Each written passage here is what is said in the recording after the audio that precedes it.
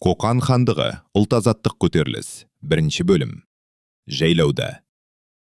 Әжібай датқаның ауылы сәуір айының ортасында заңғар таулар қоршаған тау шатқалындағы кең жазыққа келіп қонды. Малды жанды үлкен ауыл көліктерінен жүктерін түсіріп, үйлерін тіге бастады. Көпшілік алдымен жайлаудың төріне Әжібай датқаның 8 қанатты үлкен үйін тігуге жұмылды. Ат үстіндегі екі жігіт ауыр шаңырақты бақанмен көтерді. Қаумалаған көпшілік тез қимылдап, жайылған керегелерге оқтарды шаңыраққа шаншып, керегелердің көзіне мықтап шандап байлады. Әп сәтте үй тігіліп, ақ қозының жүнінен басылған ақ киіздерді жауып шықты. 8 қанатты ақ үй, ақ шағаладай көз қызықтырып, жайлау төріне сән беріп, әрі асқақтап, айбаттанып шыға келді. Қасына бәйбіше, тоқал, балаларымын жақын туыстарының кішілеу ақ үйлері аршылған жұмыртқадай қаз қатар тігілді. 100 қадамдай жерде шағындау 10 шақты қараша үйлер орнықты. Бұлар күнделікті отыншы, қазаншы, сауыншы, шабарман секілді қызметшілердің үйлері.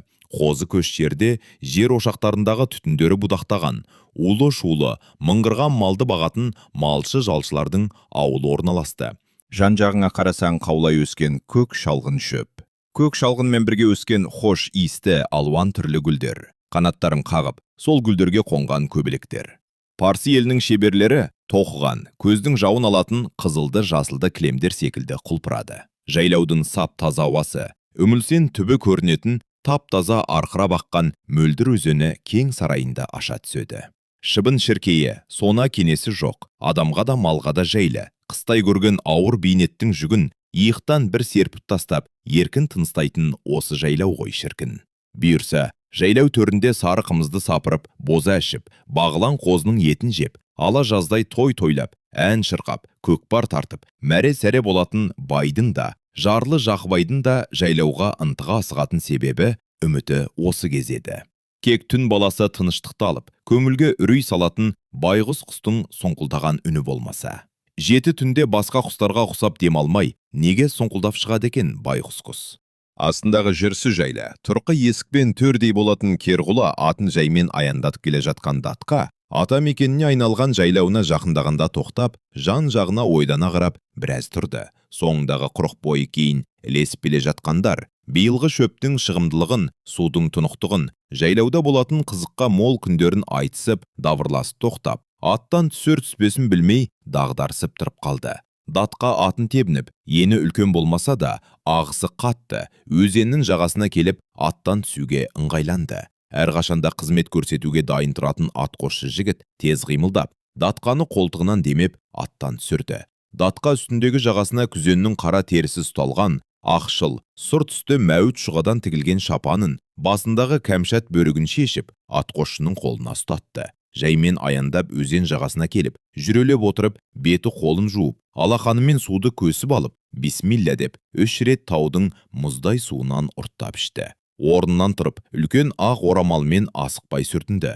Атқосшы жігіт ұсынған бас киімді, шапанды киіп, көк аспаннан бірдеңе іздегендей ұзақ қарады. Кенет мұздақ, биік тау шымдары арасынан қанаттарын баяу қағып, қыран ұшып шықты. Оны көріп көңілденген датқа, бар екенсің ғой, қыраным дегенін атын ұстап тұрған атқосшы анық естіді. Бәрі қайта атқа қонып, өзеннің жайлы бағып жатқан өткелінен өтіп, көрініп тұрған ақ үйлі ауылға беттеді. Ат үстіндегі датқа осы бүркіт қанша жас жасайды екен деп ойлады. Атақты құсбегі, бүркітші Сарыбай бүркіт 70 жас жасайды дегені бар еді. Сонда бала кезінен көріп келе жатқан манағы бүркіт 80-нен асып кеткені ғой. Өз үйінің алдына келіп, датқа атынан түсті. Жан жағынан қаумалап келгендер, «Мырза, қоныс құтты болсын» дегендеріне ықыластана, «Бәрімізге құтты болсын» деп үйіне беттеді. Әжібай датқаның жылқышысы Шерәлі мүлде бейғам тіршілік кешіп жатқан еді. Осыдан 2-7 күн бұрын жылқы бағып жүрген бұған 2 жолаушы жолығып, датқаның үйін сұраған. Оған аса мән бермей, датқаның ауылын үйін нұсқап жіберген. Сол күні кешке жылқыға барар алдында қолдарына жала ұстаған 3 салт атты аттарын ақ көбікке малындырып, ауылға екпіндеп шауып кірген. Бұны көрген Шерәлі аузын ашып таңырқап тұрып қалды. Кім келсе де, датқаның үйінен 40 қадамдай жердегі ат кермеге аттарын байлап, датқа үйіне жаяу баратын еді. Бұлар ат басын датқа үйіне жете бере, бірақ тартты. Үйден иығына қамға тонын жамылып, кәрі датқаның өзі шықты.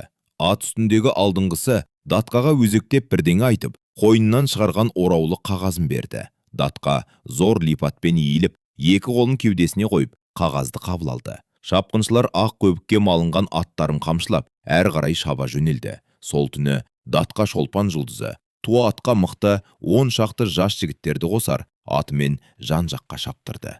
Түске жақын кешегі Шерәліге жолыққан түстері суық екі жолаушыда аттанып кетті. Бұлар Датқадан ақыл кеңес сұрап келген Нүсіп бидің жіберген адамдар еді. Ауыл сол күннен бастап үлкен қарбаласқа түсті. Ақ үйлердің оң қанатына самсатып, оннан аса 6 қанатты ақ үйлер тігіліп, сойысқа әр үй сайын семіз тайлар, құнан қойдар, саба-саба қымыз дайындала бастады. Жайлауға шыққан көпшіліктің қуанышын ауылға екпіндеп шауып келген 3 шабарман үрлеп, өшіріп кеткендей болды. Ел ішінде үрейлі, қорқынышты хабарлар тарай бастады. Қоқан ханы соғысқа дайындалып, Датқаға тез арада әскер құрып, аттанысқа шығуды бұйыртты. Бұған Шерәлі аса мән бермеді. 40-қа келсе де, Датқа бұны аттаныс, соғыс, жорықтарға араластырған жоқ еді. Тіпті жылқышы болса да, жүйрік атқа мініп, асауға құрық салып, ұстап, асауды үйреткен пенде емес. Көбіне жуас мініз аттарды, сауын биелерді бағатын. Бүгінде таң азанмен жылқыдан келіп, салқын қымыздың 2 тостағанын ішіп, сауын биелерге барып, әлі де бастыға қоймаған асау құлдындарды байлауға көмектесті. Қолдарына көнек ұстаған қарулы сауыншы жігіттер биелерді сауа бастағанда үйіне келді. Беті қолын жу, үйге кіргенде күлімдеп қарсы алған әйелі үлкен табаққа құйып, қойдың қою айранын ұсынды. Дастархан үстіндегі көмбе нанды айранға турап, ағаш қасықпен араластырып іше бастады. Ашып есіктен далада ойнап жүрген балаларына қарап, қуана езу тартты. Айранын ішіп болып, жантайып жатып, сыртта сүт пісіріп, ірімшік қайнатып жүрген қыпша бенін қамзолы қынай түскен келіншегіне сұқтана қарап қойып, тәңіріне шүкіршілік айтып, көзі ілініп кетті. Бірақ ең жайлауда жайылып жүрген мал секілді бейхам, момын Шерәлі оған тәңірі алда не сый дайындап қойғанын білмеген еді. Қараша үйінің төрінде алансыз қорылдап ұйықтап жатқан Шерәліні біреу иығынан қатты жұлқып, сілкілеп оятты. Датқа шақырып жатыр, тез жүр. Жыл 12 айда керек қылмайтын Датқаға аяқ астынан неге керек бола қалғанын Шерәлі түсіне алмады. Шапанын тез киіп үйден шықты. Кеше түс ауа ауылға шоғыр-шоғыр болып қонақтар ағыла келе бастаған еді. Күтуші жігіттер алдарынан шығып, әр топты өздеріне белгілеген ақ үйлерге түсірген. Қонақтарға арналған малдар сойылып, сабадағы қымыз пісіліп, келгендерге қонағасы берілді. Бұл не жиын? Әйтеуір той емес. Арғы жағына Шерәлі басын қатырған жоқ. Түнде суытылған аттарын жайылымға айдап кеткен жолқышылар аттарды айдап келіп, кермеге байлап ерттеп жатыр екен. Япырмай, не деген сәйгүлік, арғымақтар десемш деп тоқтақ қарамақшы еді. Қасындағы жігіттің тоқтама, аяғыңды жылдан бас деген дауысы өктем шықты. Кеше келген қонақтар сәскеде Әжібай Датқаға сәлем бере келді. Атақ дәрежелеріне сай Датқаның екі жағына қаз қатар қонған қаздай болып отырысты. Алдарына жайылған дастарханнан дәм татысып, жайлаудың балқымызынан іше отырып, мал жандарының, ауыл аймақтың амандығын, қоныс жайлы сұрасып, біраз қауқылдасып алды. Бұл шұғыл шақырудың тегін емесін білген, келелі кеңесте талқыға салатын мәселенің шет жағасын сезген игі жақсылар тына қалып, кәртейсе де, әлі де айбынды болып отырған Датқаға қарады. Әжібай Датқа есік жаққа қарап қойып, біреуді күтіп отырғандай үндемеді. Оң босағасына ұзын сырықты қадап, ақ түйілген еңселі үйдің есігінен Шерәлі маңдай тершіп, зорға дегенде даусын көтере сәлем беріп ішке енді. Төрде басына қара тақия киген, қарала қамқа тонын жамылып отырған Әжібай Датқадан басқасы орындарынан дүрліге өтерліп, бастарын иіп, оң қолдарын жүрек тұсына қойып, Шерәлінің берген сәлемін үлкен липатпен қабыл алды. Мұндай ізетті ешқашан көрмеген, көремде ойламаған бейшара Шерәлі антаң. Шерәлі одан сайын қысылып, өзіне өзі ие бола алмай абдырап тұрып қалды. Екі жауырынның ортасынан шыққан екі тамшы тер суық жыландай сорғалап, төмен қарай аққанын анық сезді. Состиып тұрып қалған Шерәліні қызметші жігіт жетектеп кәрі Датқаның алдына апарды. Жүзімдегі айбарым, жүрегімдегі үмітім, Шерәлі, келдің бе? Деген Датқаның қырылдаған үні естілді. Келдім деген Шерәлінің дауысы зорға шықты. Отыр деді Датқа, өзінің оң тізесі жағындағы бос орынды нұсқап. Қысыла отырған Шерәлі қасында отырған алпамсыдай дәу кісінің бетіне қарауға жүрегі дауламады. Әжібай Датқаның сол тізесін баса отырған қыран қабақты, өткір көзді қара сүр кісіге қарап еді. Ол кірпіктерін қақпай, бұған тесіле қарап отыр екен. Шерәлі көзін тез тайдырып әкетті. Әжібай датқа басын көтеріп, ескі жаққа қарады. Дайын тұрған қызметші жігіт жалмажан тез қимылдап есікті ашып жіберді. Есіктің екі жағынан, ноқтасынан ұстап тұрған семіз тор бие көрінді. Әжібай датқа еті қашып, қалтыраған екі алақанын жайып бата жасады. Көппен бірге батаға қосылған Шерәлі түкке түсінбеді. Отырғандардың бәрі жамырап, сұлтандардың жолына деп бет сипағанын біледі. Шерәлі, шырағым, тыңдап отырсын ба мені? Мені жақсылап тыңдап ал. Қоқан хандығына қарасты қалың елдің ендігі үміті тек қана сенде. Мына отырғандар сол елдің игі жақсылары, би, батырлары, бәрі сені күтіп отыр. Кей адамдардың ауыр тыныс алғаны болмаса, үйдің ішінде құлақ қарған танадай тыныштық орнады.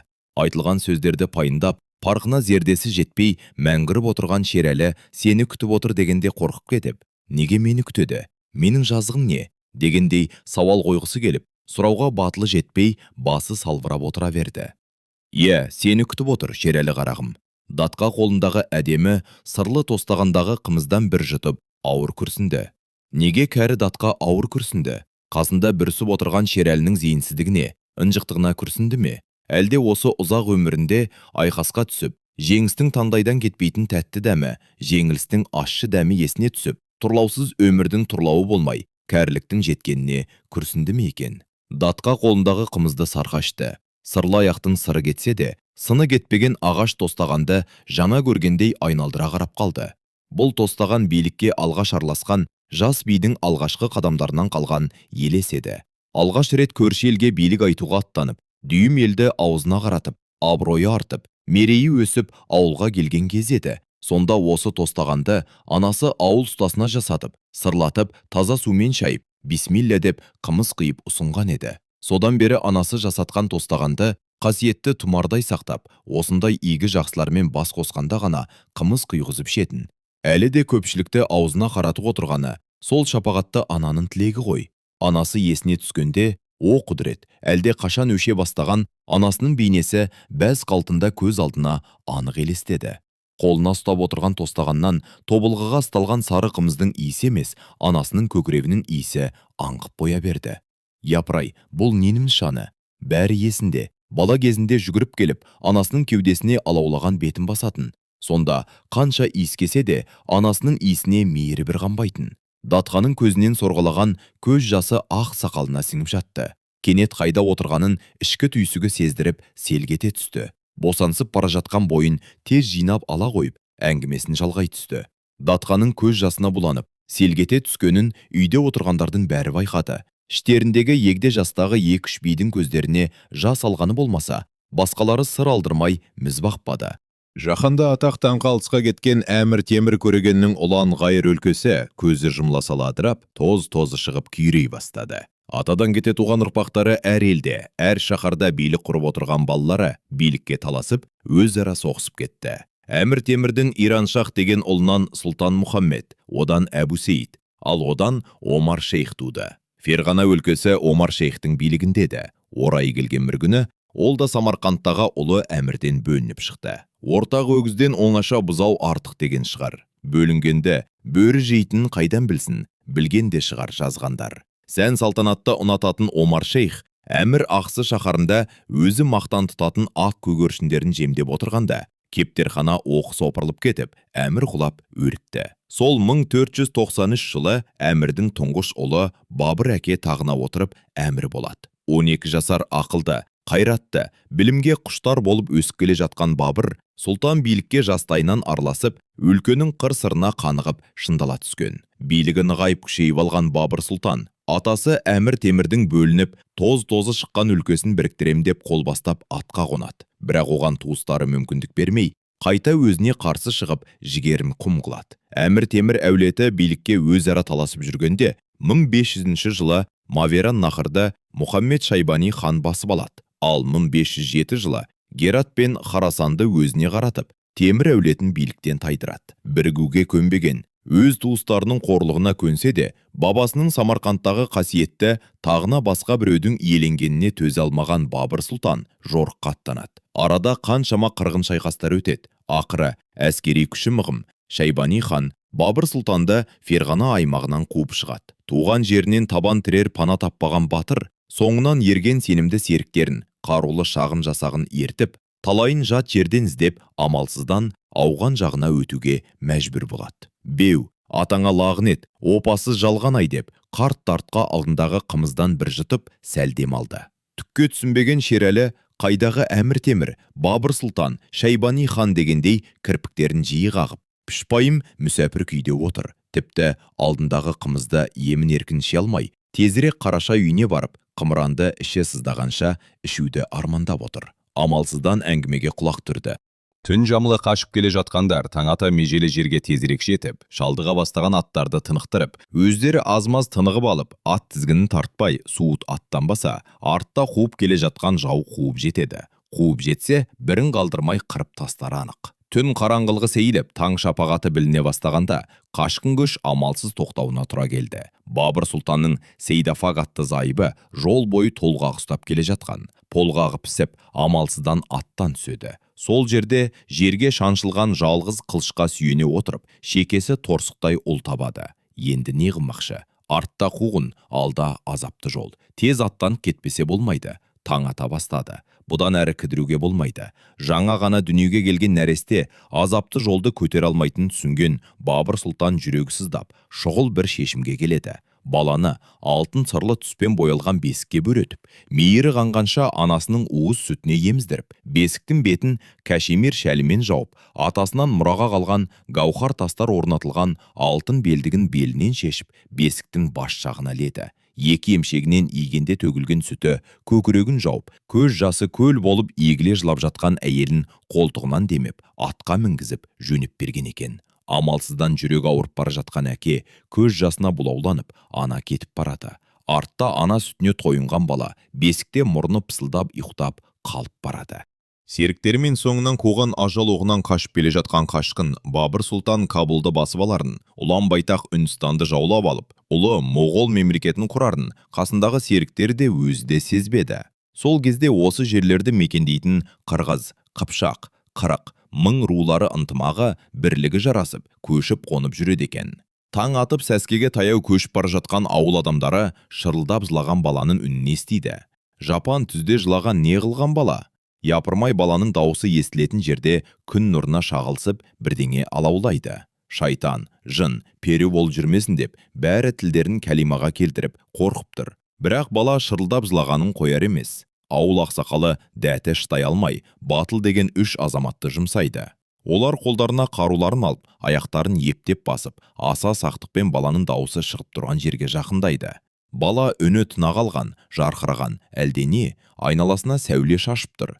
Үшеуі кенет тоқтай қалады. О, құдірет, бұл не ғажайып? Беті шәлмен жабылған бесік, бесіктің бас жағында сәулесін шашқан белдік. Алдыңғысы тез ұмтылып, бесіктің бетін ашты. Жылай-жылай талықсып ұйықтап жатқан сәби. Олар жан жағына алақтап қарап, адам қарасын көре алмай, баланы бесігімен көтеріп, ауылға алып келеді. Бұл жұмбақтың жауабын шеше алмаған ауыл ақсақалы жедел рудың биіне хабарлап, оған баланы бесігімен табыс етеді. Ру биі баланы күтімге алуды бәйбішесіне тапсырады. Көшіп келе жатқан рудың би батырларына ат шаптырып кеңеске шақырады. 4 рудың би батырлары бас қосып, ақылдасып, жан жаққа бала жоғалтқандар бар ма екен деп хабар шашады. Еш хабар болмайды. Алтын сырлы бесік, қымбат шәлі, құны жетпейтін алтын белдік. Бұл тегін бала емес. Жақсылап күтімге алған баланы көпшіліктің алдына алып шығып, іштеріндегі жасы үлкен Данагөй ақсақалға азан шақыртып, атын алтын бесік деп қояды. Алтын бесік 4 рудың көйлеппен туылған ортақ баласы болып, еш кемшілік көрмей ер жетеді. Атақ-даңқы жаһанға жайылған. Үндістанның падишағы Бабырдың бала іздеуші елшілері жарғақ құлақтары жастыққа тимейіз деп баланы табады. Бар мәнге, хабарға қаныққан 4 рудың билері өз ара ақылдасып, кеңесіп, сұлтан тұқымы арамызда болсын деп, баланы бермей, мол сый-сияпатпен елшілерді құрметтеп, кейін қайтарады. Шерәлі қарағым, естіп отырсын ба? Шерәлі таңғалып, нағашысының бетіне антарла қарады. Сен сол алтын бесіктің тұқымысың, сен әмір темір көрегеннің ұрпағысың, сұлтансың. Кене тыныш отырған үйші гу ете түсіп, бәрі жаңа көргендей Шерәліге тесіле қарады. Сұп-сұр болып кеткен Шерәлі жан жағына жалтақтай қарап, ақыры аяғындағы жаман шоқайын шұқылап отырып қалды. Алтын бесік ер жеткенде, оған 4 рудың билері қыздарын береді. Әлі де таң қалып, әрі таңырғап, өзара сөйлесіп отырған билер датқаның жөтелін естіп, тым тырыс бола қалды. Әжібай датқаның бұрын өздері естімеген әңгімесін, бар ынтасын, зейіндерін салып, тыңдай түсті. Алтын бесіктің үлкен зайыбы Құтлық хан. Мың руының қызы еді. Алтын бесік осы әйелінен Тәңіраяр деген ұл көреді. Бұхара әмірлері билікке таласып, өзара қықсып жатқанда, Ферғананың билері дербес ел болуды көздеп, сұлтан тұқымы Тәңіраярды би етіп сайлап алады. Тәңіраярдан Нарбота биге дейін, алтын бесік тұқымнан 13 би өтті бұл пәниден. Осы Нарбота би іштен шыққан, сырттан келетін жауға төтеп беретін дербес Қоқан хандығын құрды. 1801 жылы тұңғыш ұлы Әлімді ақ киізге отырғызып хан сайлады. Сол күннен бастап Қоқан хандығы болып аталды. Хан атынан алтын, күміс теңгелер шығарылды. Алым салық жүйесі реттелді. Халықтан алым салық жиналды. Қандай үкім болса да хан атынан шығарылып, билік бір қолға тиді. Хан қазынасынан тұрақты әскер ұсталды. Әлім ханды көзім көрді, деп Әжібай датқа қымыздан бір ұрттап, тамағын жібітіп, әңгімесін жалғады. Әлім хан ақылды, қайратты, мейлінше айлакер, аса қатыгез, ешкімге иланбайтын, сұм, залым кісі. Айналасындағы елдермен үнемі соғысып, арғымақтардың тұяғын, азаматтардың қанын аяған жоқ. Бүкіл ханды құрған жылдарын тынымсыз жорық, соғыспен өткізді. Сонда шырағым Шерәлі, күндіз десе күндіз, түнде десе түнде, біз де дүрліге шауып, сабылып, аттаныста жүрдік. Әкесі Нұрбота бидің көзі кеткесін, ол да тақ таласы болмасын деп алыс жақын туыстарының көзін жойды. Бірінші болып, сенің әкең Қажы бидің басы кетті. Сол кезде мен Қоқанда едім. Түн қата жігіттерімді ертіп, қарындасымды қалдырмай, сені алдым алып, ортадан шырып кеттім. Әкесін көрмеген, ол жайлы мүлде естімеген Шерәлінің көзіне жас үйіріліп, қайтадан езіліп отырып қалды. Білмейсің, оны қайдан білесің? Кегіңді жасырып, қанатымның астын алып, сені аман есен сақтадым. 1813 жылы Әлім хан өліп, Қоқан тағына Омар хан отырды. Ол Әлім ханға қарағанда істі қылыштым жүзмен емес, ақылмен жүргізетін хан болды. Ордада басына тәж киіп алтын тақта отырды. Ол шаһарларға мешіт, медресе салдырып, білімді ақылды адамдарды сарайға жинап, арық қаздырып, егін егуді қолға алды. Алым салықты бір жолға салып, сауда-саттықты қыздырды. Қытайдан, Орыстан, Түріктен, Қызылбастан, Үндіден және басқа елдерден сауда керуендері Қоқанға ағылды. Хан қазынасы молайып, әскері күшейе түсті. Бұл кезде Қоқан ханның құлашы Вадақшаннан Арал теңізіне дейін жетіп қалған. Қоқан ханның дәулеті асып, дәулені жүріп, күшейіп, жұлдызы жарқырап тұрған кезең еді. Бірінші 1822 жылы ажалдың атқан оғынан қашып құтыла алмай, Омар ханда бұл пәнден өтті. Қоқан тағына ұлы Мәделі отырды. Жақсы, әкенің тырнақтап жинап берген арысын, абыройын жетесіз, ол оңды-солды шашат деген рас екен деп, датқа алдындағы қымызын сарқа ішіп, біраз ойланып отырып қалып, әңгімесін жалғады.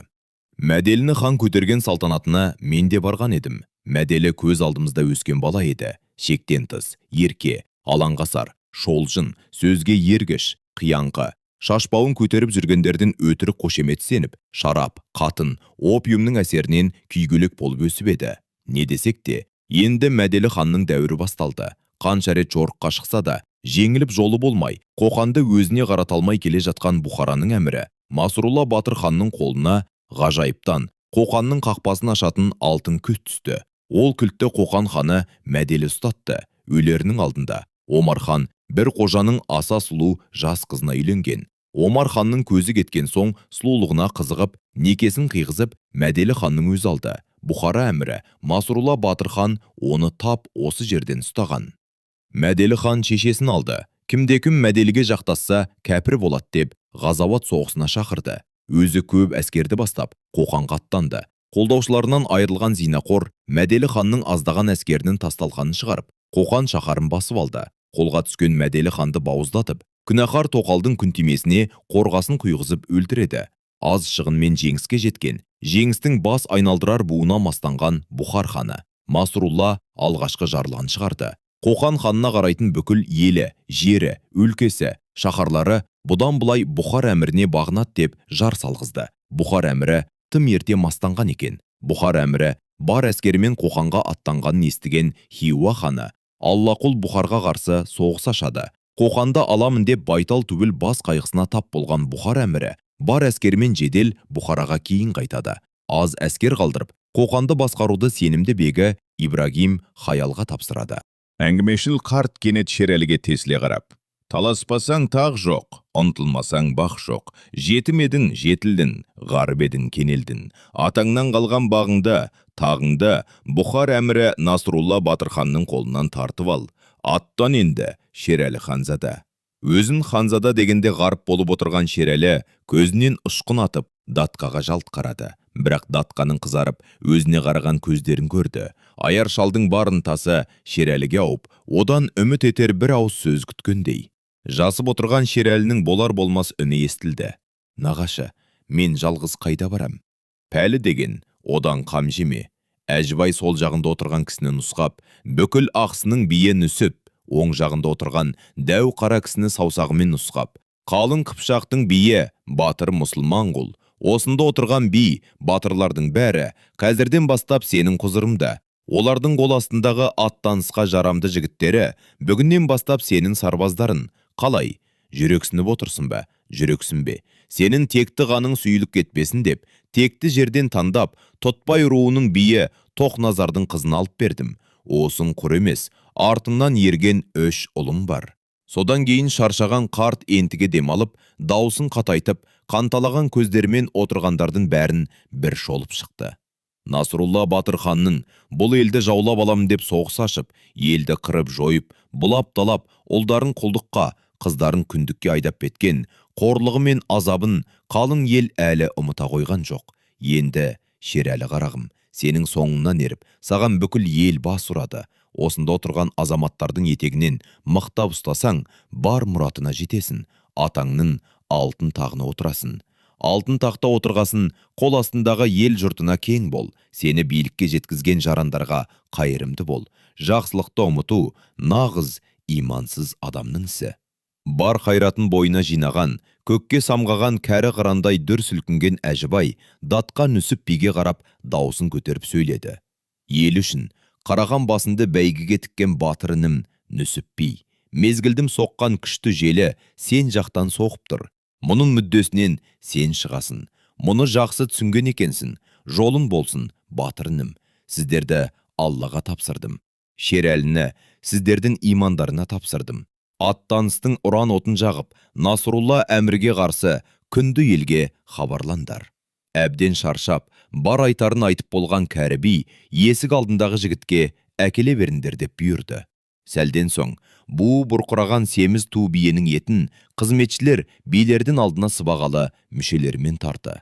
Ет желініп бітіп, сорпа ішіліп, бәрі Әжібай датқаға қосылып, ата-баба әруағы қолдасын деп батаға қосылды. Орындарынан тұрып, датқаға қайырғош айтысып, ауылдарына аттанды. Әжібай датқа қосып берген қарулы қарамы мол жігіттерді ертіп, қасына Шерәліні алып, нүсіп биде аттанып кетті. Қамқа тонын жамылып есік алдына шыққан Әжібай датқа аттанған нүсіптерден көзін алмай, көрінбей кеткенше тесіле қарап тұрды. Мүмкін датқаның бұл қарауы көк жүзінде самғаған кәрі қыранның соңғы қанат қаққаны болар. Бірінші бөлімнің соңы.